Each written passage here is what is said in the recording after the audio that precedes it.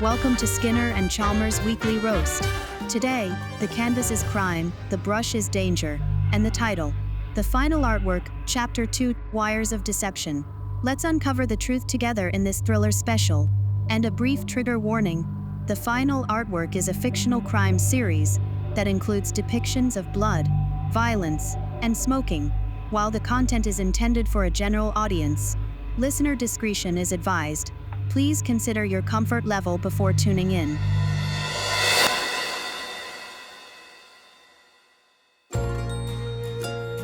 Welcome back, dear listeners, to another thrilling episode of Skinner and Chalmers' Weekly Roast.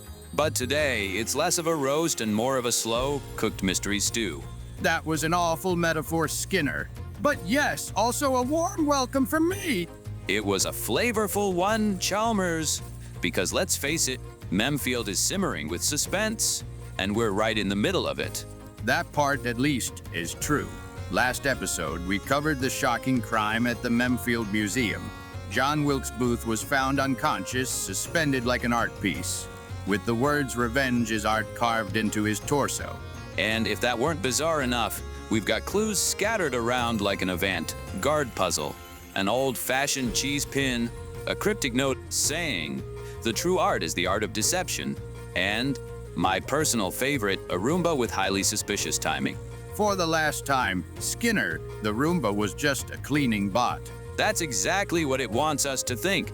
I don't even know what to say to that. Maybe saying, "Hey, Skinner, remember what York's coffee said?" Ah, I remember. York poured in the milk, and the milk swirls showed the letter R. But you don't actually believe a beverage. You bet I do. It would fit perfectly for Roobas. Yes, but it would also perfectly fit for your evil twin, Robot Skinner. That's way more likely. That's a very good point. Besides, there are so many people in Memefield that have an R involved. Oh, and listeners, aside from the speculations, let's not forget our newest wildcard in the case, FBI Special Agent Francis York Morgan. Yes, that's the man who reads coffee like fortune tellers read palms and has full conversations with someone named Zach, who, to our knowledge, is some sort of a friend. But let's be fair. York may be strange, but the man knows what he's doing. Oh, definitely. He's already seeing patterns the rest of us haven't, which means we might just crack this case before someone else ends up. Don't say it, Skinner. As an installation piece. You're impossible. I try, honey. But, listeners, that brings us to today's breaking news. There's been another attack. Yeah, straight out of the Meme News. Our friend ArticTiger was assaulted earlier today. Most important thing first, fortunately, he's alive. He suffered some injuries, but from what we've been told, he's stable and recovering. But this changes everything. We're no longer looking at an isolated attack. This is a pattern. Booth, then Chief now Arctic. Someone is targeting specific people. And lucky for you, dear listeners, we've been given exclusive access to report on it as it happens. Right, thanks to Van Gogh, who, let's be honest, probably just wanted a first-hand account for themselves. We have official permission to cover this case from the inside. That's right, folks. We're heading straight to the crime scene. And since Chief is already investigating, you can bet York isn't far behind. And that means we're about to get more cryptic coffee readings than we ever asked for. Oh, come on, Chalmers, admit it. You're just as curious as I am. I'm concerned, which is not the same thing. Well, either way, let's get going. Skinner and Chalmers get up from their chairs, put on the jackets, and leave the podcast studio. They're both walking to Skinner's mini van and drive off. And off we go, listeners, en route to another crime scene, our second one in just 1 week. You say that like it's a fun-filled trip. I prefer to think of it as an immersive investigative experience. That's what crime reporters say when they're in denial about the danger. Details, Chalmers, so while we drive, let's speculate. We've got Booth, we've got Chief nearly taken out, and now Arctic. What do these guys have in common? Well, they were all mayoral candidates, and they are all friends from us. Exactly, I was thinking the same. But why target them now? Booth and Chief nearly didn't play a role at all. Maybe someone's still holding a grudge. Maybe they think Memefield would have been better off under different leadership. Of this street, that's a terrifying thought. And yet, this is the kind of place where a goat runs the government, so maybe it's not that surprising. Don't insult Van Goat. They may be an actual goat, but they runs a tighter ship than most human politicians. True, Chalmers. Still, if someone is targeting ex-candidates, then Van Goat himself might be in danger. Which means we need to solve this fast. Or at the very least, figure out who's next. Agreed. But first, let's get to the crime scene. And hope we don't become part of it. Now that would make a great podcast episode. Skinner, please. I'm just saying. The car speeds toward the scene, the mystery deepening with every mile. And here we are, folks, live on the scene, reporting straight from the site of another bizarre incident in Memefield. We're not reporters, Skinner. Well, maybe actually we are some kind of reporters. But this isn't just some juicy headline. Our friend ArticTiger has been a victim of an attack. Right.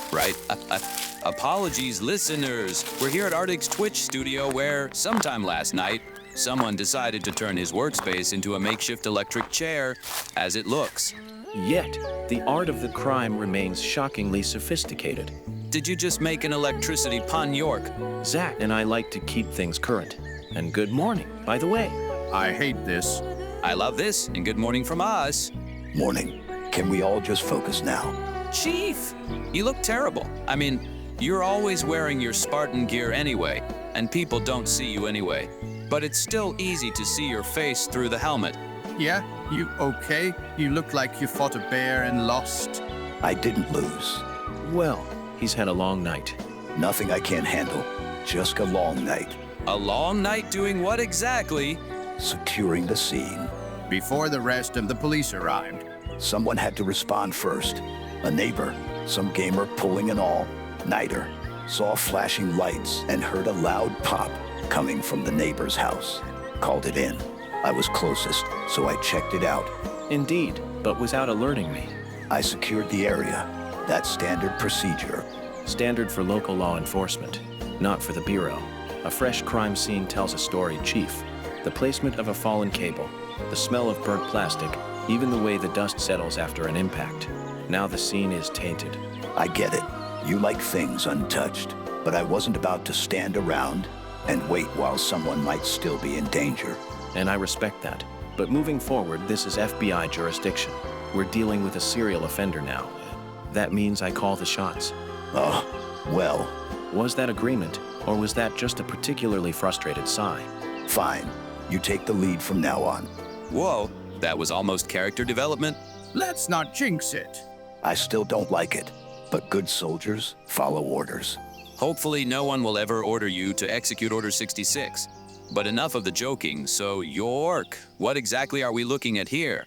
ArticTiger was working late, updating his memed Ham's AI Twitch bot. He also wanted to clean up some bloated Python scripts for the generation of the episodes, as Arctic told us in the hospital. But our perpetrator had clearly other evening plans for him. You're saying someone rewired his setup to electrocute him? Precisely. The power cables were tampered with. Specifically, the grounding was bypassed and the current overloaded. When Arctic sat down and rebooted his system, he completed the circuit. That's terrifyingly clever.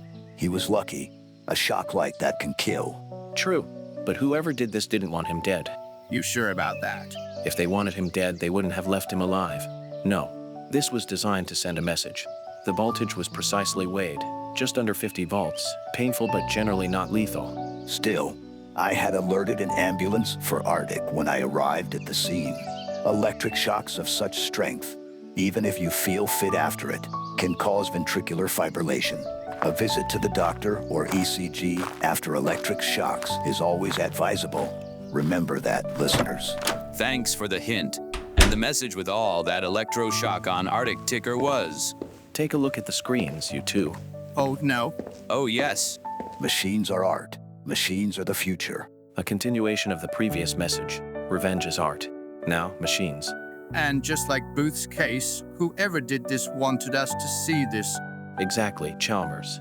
Every little clue is presented to us specifically and submitted for evaluation. Okay, so we've got a deranged artist who loves cryptic messages and near-death experiences. That narrows it down to about half of Memefield. That's not helpful, Skinner. I know, but it's still true. There's another clue. You mean the cheese roll pins? Wait, cheese roll pins. Plural. Found a whole box of them in Artic's studio. Which means the pin we found at Booth's crime scene probably came from Arctic. Meaning Booth and Arctic had some connection. One we need to uncover. Maybe Booth was a secret Memdham's AI fan. It would be possible, especially as the two of them got on quite well and enjoyed talking about art. Remember that hint, Zach. Chief, anything else you found? That's it. The pins, the message on the screens, and Artic himself. He's stable but still in the hospital for monitoring. Good. Then we move forward. By doing what? Going back to the museum. The museum! The crime scene is here! And yet, Zach and I have a feeling the real answer is waiting elsewhere. You're going on intuition. I prefer to call it investigative instinct. Fine, but if we find another cryptic message on a Roomba, I'm out. No, you're not. You're right, I'm not. Then let's go. The next brushstroke in the final artwork is waiting. I'd like to note my concerns, but, well, if the FBI thinks that's important, then let's move. Our protagonists all get into Skinner's minivan together and drive to the museum. Once there, the air is filled with the delicious smell of pancakes. This is because Purple Tomberry, Loomis, and Rachel Rocks have set up a small pancake stand next to the museum. Our protagonists each buy a pancake and savor it. Chalmers even leaves a tip. Anyway, they're off to the museum now. And just like that, we're back at the scene of the first crime, the Memefield Museum. You say that like it's a theme park attraction. Every crime scene is an exhibit, Chalmers. It tells a story. It's just a matter of knowing how to read it. Let's just hope the curator isn't the author. Ah yes, our first official suspect, the esteemed Dr. Malia Stern. She's a legend in the art world, Skinner. A bit controversial, sure, but brilliant. Controversial is an understatement. Her exhibition, Rache und Erlösung, translates to revenge and redemption. And here we are, investigating a crime with the phrase revenge. Is art carved into Booth's body? Bit too on the nose, don't you think? It's bold, but boldness is a trait often mistaken for arrogance. And arrogance makes people careless. So, you think she's guilty? I think she's interesting. And interesting people tend to leave trails. You mean like the trail of people getting nearly murdered? Precisely, Chalmers. All right, let's get this over with. Our protagonists are now in Dr. Stern's office. Dim lighting, walls lined with abstract art, bookshelves filled with volumes on art theory and philosophy. Dr. Stern, a poised and enigmatic figure, sits behind a large desk, watching the group enter. Ah, Memefield's finest. And the FBI, no less. Quite the assembly, Dr. Stern says. To what do I owe the pleasure again? Any new hints? Or do you need more information about Booth's attack? We're here because of the attack on Booth, and now ArticTiger. A tragic affair, indeed, Dr. Stern says with a heavy heart. I also can't believe that these two dazzling stars of Memefield had to experience such tragedy. Nevertheless, what does that have to do with me? I shared all the clues I know with you last week when we analyzed the video footage. Well, your latest exhibition is Revenge and Redemption.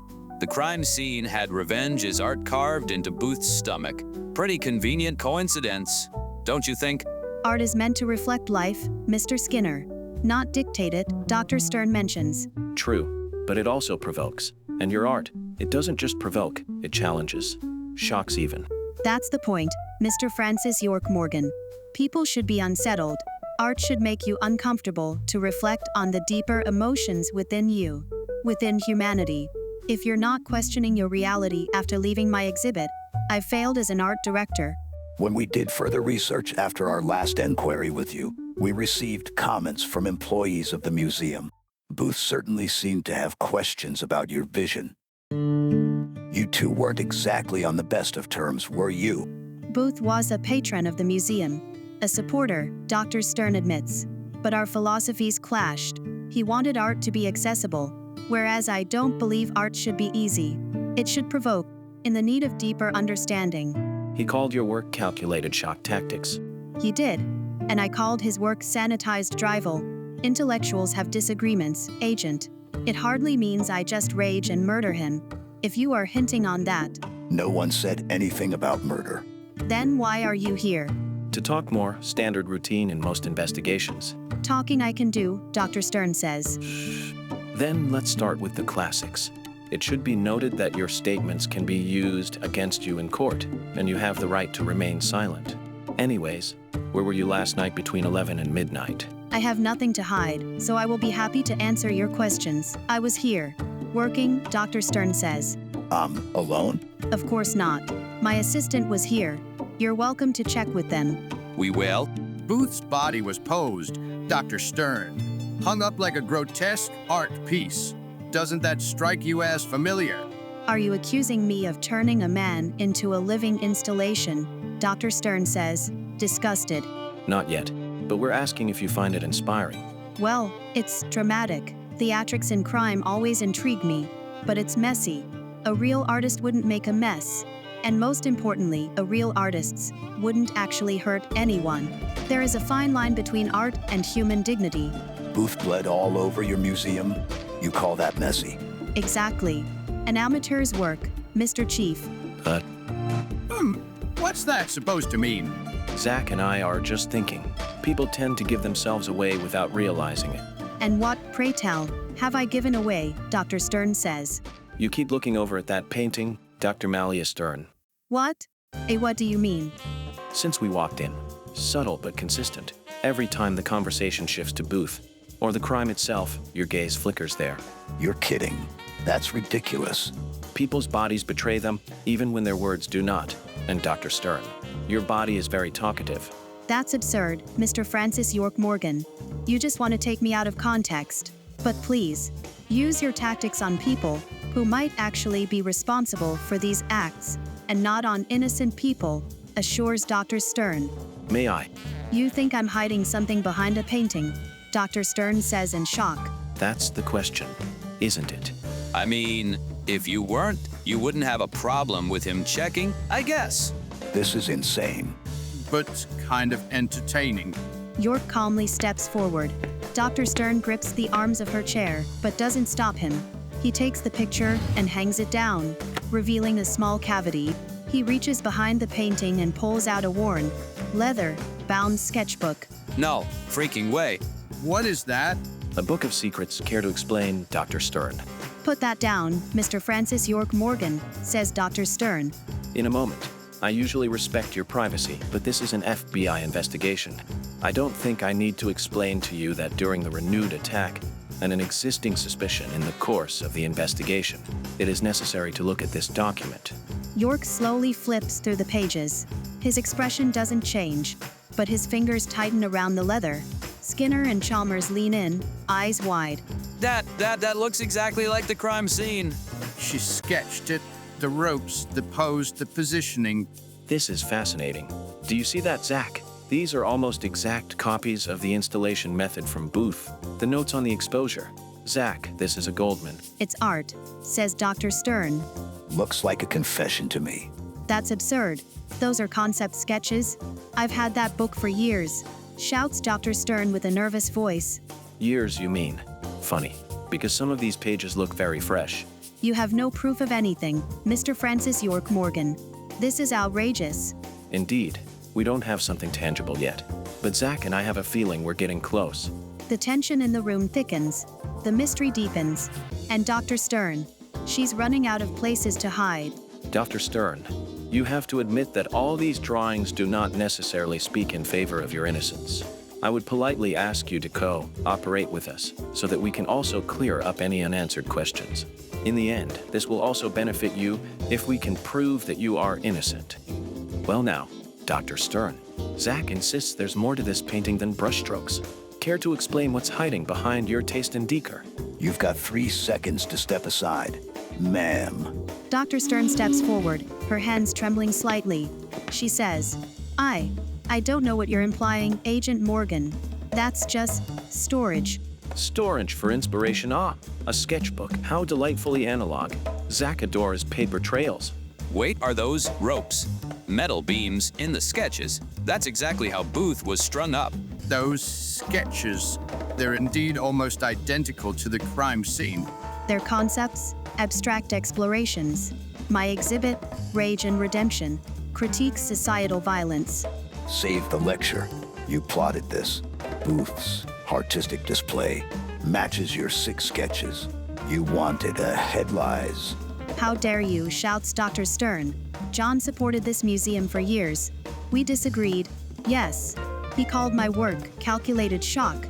I called his fast food aesthetics. But I'd never harm him. We are professionals and human beings in the end. Ah, the old clash of avant-garde and populism. Like Hitchcock arguing with Spielberg over a cheeseburger. You fought. Ah, yes, the employees of the museum mentioned that earlier, according to Chief. Yes, we did, says Dr. Stern. 2 weeks ago, he stormed in, furious about my new installation. Said I'd betrayed true art. The security guard heard everything. We did have quite the argument. Motive means opportunity. You're under arrest, Dr. Stern. Your games end today. Now. Now, Chief. Zach thinks you're skipping a few chapters. No fingerprints. No witnesses. Just coincidental doodles. But the sketches are practically blueprints. Blueprints for art, not murder. Though, maybe the killer's a fan of this art style and the exhibit. Or a critic. Booth trashed her work, so she trussed him up as heart. Poetic. This is absurd. I curated a tribute to suffering. Suddenly, the door storms open. Hey, Chief! Hey, you speedy roasters! Forensics says the weapon's a match. Sculptor's chisel from your tooth, Dr. Stern. Also, Chalmers.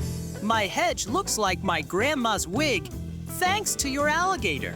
Gizmo's a growing boy. He needs creative outlets. Enough. The weapon's yours. The sketches are yours. Case closed. I don't need any more proof. Please, you have to believe me. I didn't do this, says Dr. Stern, shaking. Zach, I need your opinion in this one. The note in Booth's pocket. True art is the art of dissection.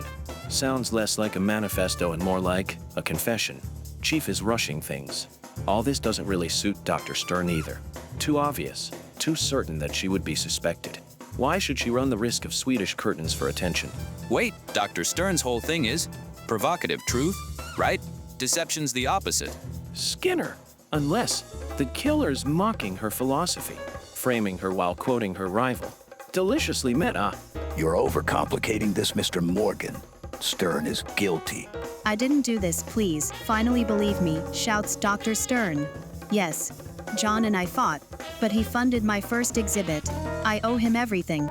Now, Francis York Morgan steps back against the wall and lights a cigarette. He holds his finger to his head and speaks to Zach. Debt and betrayal. Classic combo. But Zach, I think this case needs patience. Let the chessboard unfold. However, the first pawn seems to have already been sacrificed. Francis York Morgan pushes away from the wall and approaches Dr. Stern. For now, we'll leave you be, Dr. Stern. But don't leave town. Mr. Morgan, we can't just let her go. We don't have enough to hold her, Chief. Let's not make a mistake we'll regret later. Speaking of mistakes, all this thinking has made me hungry. How about we continue this over lunch at our place? Oh yes, Skinner's cooking is an experience. I've heard rumors about your culinary skills, Skinner. I'm intrigued. Fine, but this isn't over, Dr. Stern. Thank you, Mr. Francis York Morgan. I'll cooperate fully, I promise. As the group leaves the museum, York lingers for a moment, glancing back at the sketches. Zach, what do you think? Are we chasing shadows? Or is there something darker at play here? York, come on, lunch waits for no one. Coming, Skinner. Let's see what culinary chaos awaits. And with that, the group heads to Skinner and Chalmers' minivan. The mystery of Booth's attack still hanging in the air like an unfinished painting.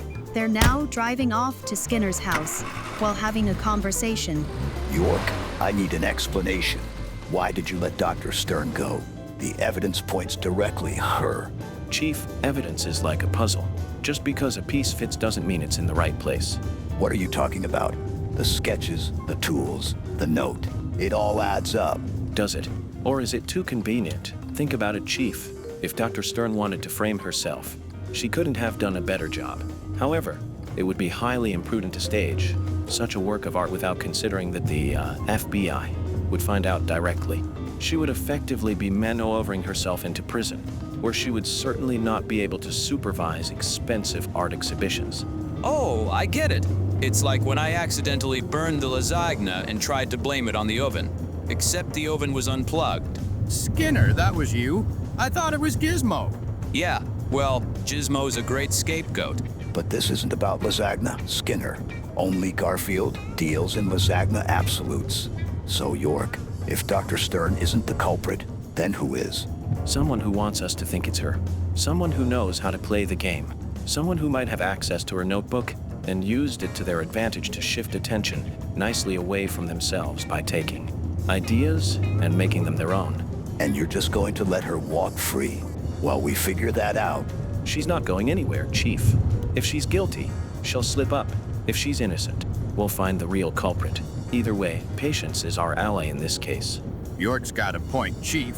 Rushing this could mean we miss something important, and locking up innocent people in prison must be avoided at all costs. Fine, but if this blows up in our faces, it's on you, York. Zach and I are taking full responsibility, believe me. Now, let's focus on lunch. I'm starving, honestly. Oh, you're in for a treat. I've prepared something special. Special is one word for it. The group arrives at Skinner and Chalmers' home, get out of the minivan, and where the aroma of, well, something fills the air. Welcome to Casa de Skinner. Lunch is served. What's on the menu, Master Chef? Well, I was going for a classic steamed ham, but there was a slight mishap. The mishap was that it caught fire. It's not burnt. It's caramelized. Caramelized. It looks and smells like charcoal. Exactly. Charcoal is underrated in nowadays cuisine. It's full of minerals and carbon. I can't wait to try it. You're actually going to eat that. When in Memefield, do as the Memefielders do. Skinner serves the steamed ham, and York takes a bold bite. Skinner, this is extraordinary. The smoky flavor, the texture. It's like eating a campfire, in the best way possible. Put some jam on it, and it's perfect. See, guys, York gets it. York, are you serious? Absolutely. There's a certain artistry to it, a defiance of culinary norms. You're all insane. Chief, you haven't even tried it. And I won't. I value my stomach lining. Finally, someone with sense. More for Zach and me, then. As the group eats, or avoids eating, the conversation turns back to the case. York, let's get back to Dr. Stern. If she's not the killer, who you think it is? Someone with access to the museum, knowledge of Booth's habits, an abomination against you. Someone who is probably dissatisfied with local politics, and certainly someone with a flair for the dramatic. So an artist, could that be the case?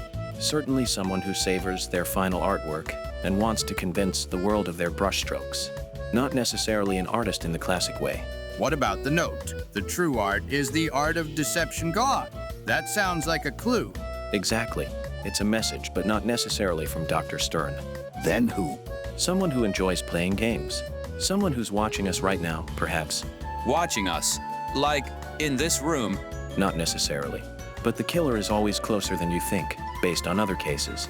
That's not exactly comforting. What if it's Robot Skinner? He's always causing trouble, and he is near. Robot Skinner's locked up in the Twitch Asylum? Skinner. Is he? Or has he found a way to pull strings from the shadows? You think Robot Skinner's behind this? It's a possibility. But let's not jump to conclusions yet. The main thing is to prevent any more attacks on people. Just then, one of Skinner and Chalmers' Roombas rolls into the room and stops abruptly. It begins to hum melodically.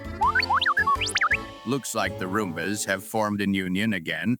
They've been organizing for weeks, demanding better working conditions and longer charging breaks. Fascinating. Even machines seek fairness. But seriously, that's just the sound it makes when the cleaning is complete. Can we focus? Maybe not on vacuum cleaning. Chief, sometimes the smallest details hold the biggest clues. Remember that. You think a Roomba is going to solve this case? Stranger things have happened, Chief. Like the time Cosmo learned to play chess, even if these orb pets are just round as balls. Or when Mr. Jellybean started knitting. Or at least tried. This is just ridiculous. Or is it? Machines are becoming more advanced. Who's to say they're not involved? That may be, but an alligator that is knitting, that's better left to the geckos. Wait, so York, you think the Roombas are in on this? Let's just say I wouldn't rule it out entirely. The Roomba resumes its cleaning, humming softly as it goes. See, even the Rubas are on our side. Or they're spying on us. Either way, they're excellent listeners. Zach, I think that might come in handy. After lunch, the group prepares to head back to the police station. They could use Skinner's favorite meaning, van again, but after the Fullbillies, Skinner and Chalmers suggest walking to the police station.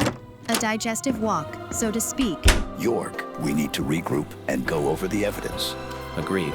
But let's keep an open mind. The killer is clever, and they're always one step ahead.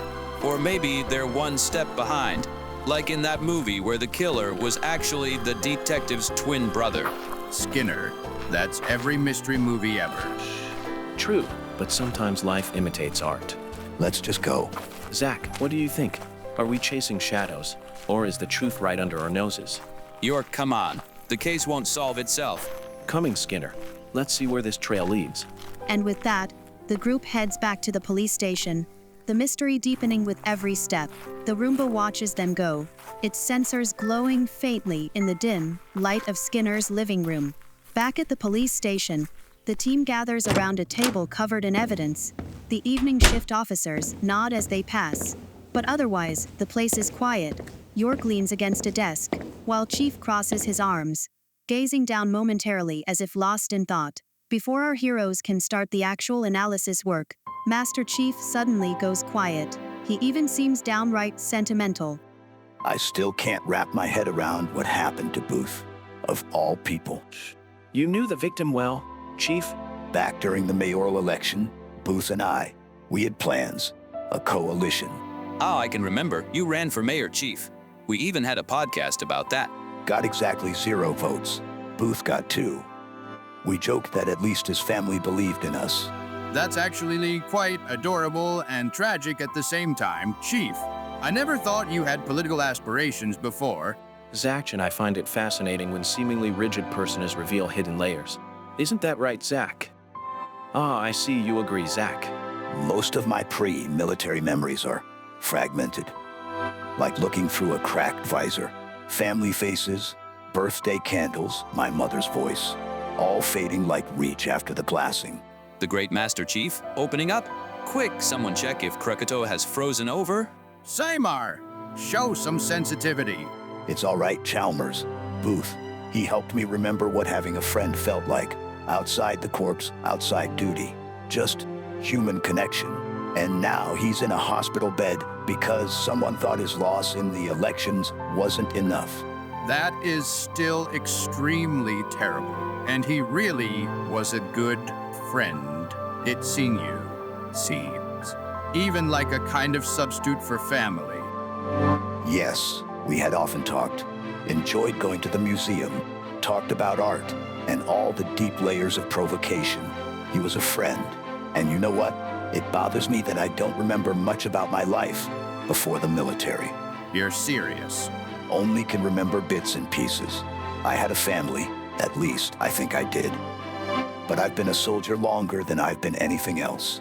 The UNSC, the war, all of it, that's my family now. That's surprisingly sentimental, Chief. Don't get used to it. Memories are funny like that. Some fade, some stay, and some become something else entirely. That's vague as hell, York. It's just that, well, you're not the only one who has pieces missing. What's that supposed to mean? York leans back, looking towards the ceiling for a moment, as if sifting through thoughts, like a detective sorting through case files. Zach and I have been together as long as I can remember, since childhood. But you talk to him like he's someone else. Because he is. That's not cryptic at all. It's hard to explain. He's always been there, watching, guiding. After my parents died, Zach was the only thing I had left. And no one thought that was concerning. Oh, plenty of people did. Therapists, caseworkers. But Zach and I, we knew better and we have a special bond. That's the most serial killer thing I've ever heard, York. Yet, here I am, Not on your list of suspects. That we know of. York smirks, his usual composed demeanor unshaken. York, I think Zach is what Cortana is for me. Interesting comparison, Chief. Though I don't believe Zach could hack alien weaponry. Could you, Zach? No, he says definitely not. It's funny though, Zach and I don't always agree. Oh, this I gotta hear. There was this one time when we were younger, a concert. I wanted to see the Ramones. Zach, he wanted to go to a country music festival instead. Wait, you like punk rock? Love punk rock. Something about the rebellion of it all. The raw honesty in the lyrics. The simplicity in its complexity. And Zach? He had a thing for banjos at this time. Yes, Zach. I know you preferred Kenny Rogers. We had quite the argument about that concert in E93. I don't know what's weirder, the fact that Zach exists, or the fact that you almost ended up a cowboy. You really are a puzzle, York. And you're a fortress, Chief. Meaning? You hold everything inside. You compartmentalize. That kind of discipline keeps you strong, but it also keeps you alone. Yeah, well, that's what the job is. Maybe, but Memefield is lucky to have you. And Booth, if he wakes up, I think he'd tell you the same thing. The room falls silent, the weight of unspoken words filling the space between them. You're not bad at this whole human interaction thing, York. Shocking, isn't it? I feel like we just witnessed something profound. Someone write this down. The day Chief and York actually bonded. And now it's ruined. Skinner. Lauder breaks the tension. The mood in the room lightens, the team, somehow, closer than they were before.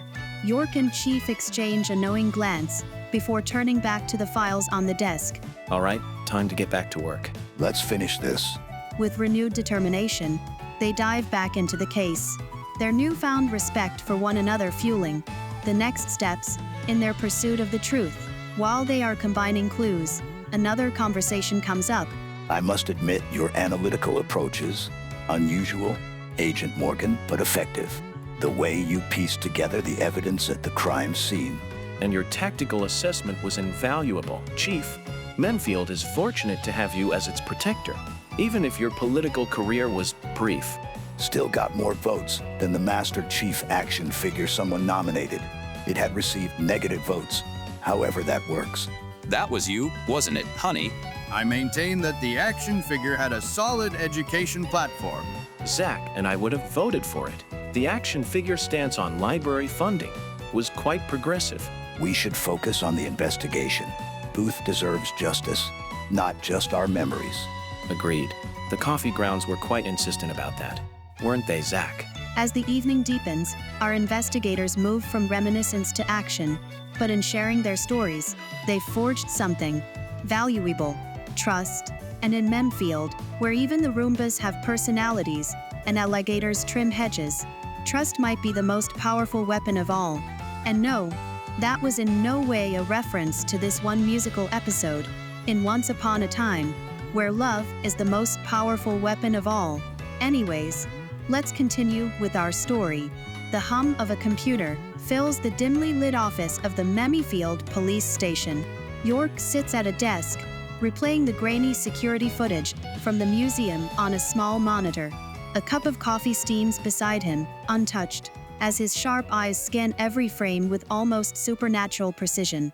Skinner and Chalmers sit nearby, munching on snacks from the station's vending machine, while Chief leans against a wall, arms crossed. Zach, there it is. Right there. York rewinds the footage, slows it down, and enhances a section of the frame with AI tools. The others glance at the screen, watching as the timestamp flickers. It's the Roomba that Mr. Norton mentioned last week in the museum. Ah, yes, the apex predator of the cleaning world. You interrupted my 5 minutes of peace for that. No, Chief. I interrupted your piece because this Roomba is behaving differently. Different from how I perceived it the first time I saw the footage. York zooms in on the footage, showing a Roomba positioned directly beneath Booth's suspended body. It remains there, unmoving, for a full minute before slowly rolling away. According to the museum's night staff, the Roobas follow a strict cleaning schedule. No deviations, no interruptions, and yet this one stopped, right under Booth after the end of the article. Maybe it was admiring the artwork. Or having an existential crisis. I agree. There is a chance it was hacked. A silence settles over the room. Chief straightens slightly, his arms still crossed but now alert. York continues, his voice carrying a calculated weight. Think about it. Booth was placed there, carefully, precisely. And then this Ruba stops, waiting, watching. What if someone wasn't just using it for cleaning? What if it was scanning, gathering data? That's a hell of a theory, York. Oh, I'm not saying the Roomba is our killer chief. But what if someone used it to alter the crime scene? Remove evidence, shift details, just enough to mislead us. You remember, the Roomba in the museum just slightly misplaced the crime scene before the night staff could stop it. So what you're saying is, the Roomba is an accomplice? And if we're going that far, do we need to interrogate it? I wouldn't rule it out. We just should keep that idea in mind for further investigation. You're serious. Machines are predictable, Chief. But people are the real enigma. York leans back, taking a slow sip of coffee. Chief exhales heavily, rubbing his temples, or better to say, his helmet. Just when I thought this investigation couldn't get weirder. Oh, we haven't even started. York clicks off the footage and turns his attention to another case file. The collection of cheese, wheel-shaped lapel pins found at Arctic's apartment. He flips through notes, his fingers drumming lightly against his chest. Skinner, Chalmers, tell me about these. The cheese roll pins. Why do you care about Arctic's cheese pins? Because one of them was found at the Booth crime scene, remember? Well, yeah. Arctic made them as a thank you gift for the Memed Hams AI community. And you didn't think of that last time, when we found the first pin. Well, I didn't think the info was in any way relevant last time, or that this was just bad writing to add another new factor to this episode. No, he's just joking. We told York about it, but didn't investigate it further at the time because York thought it was making too much noise so far. At the time, yes. Now it seems to be more than just an anomaly. Tell me, why cheese? Because my AI version in ArticTiger's Twitch stream once said, cheese roll, for many times, and it became a whole thing. Your AI version did that once. Now people spam it in chat every 10 minutes. I call that branding. So Arctic must have given Booth one as well.